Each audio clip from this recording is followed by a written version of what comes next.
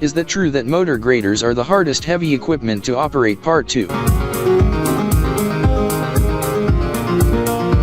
Let's look at some motor grader operating guidelines to help you get the most out of your machine after you've mastered the fundamentals. Number 1.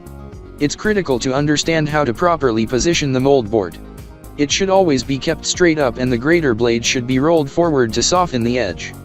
This also improves back visibility, allowing the operator to do the operation more quickly. Number 2.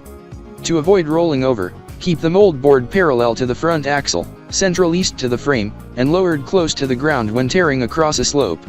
Number 3. The mold board of a motor grader can be modified in a variety of ways. To adjust to the grade being finished, the mold board can be raised and lowered by a fraction of an inch.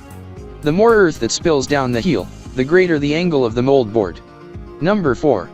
For light and free-flowing materials, mold board angles of 10 to 30 degrees should be utilized.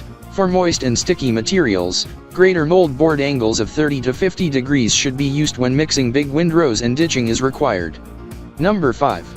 When operating on steep slopes, the motor grader should never be articulated because the grader can roll over, causing serious bodily harm or death. Number 6. When cutting out washboards, articulating the rear frame toward the toe of the mold board by 2 to 5 degrees helps lessen the tendency of motor graders to bounce. Number 7. When using the ripper, drop the teeth into the ground while moving the grader. If the ripper loses traction in the back wheels, the operator must raise the ripper until the wheels regain traction. The number of teeth on particularly hard surfaces should be minimized.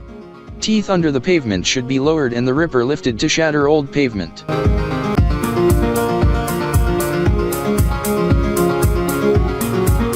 For more information, call 469-370-7501 or visit interstateheavyequipment.com.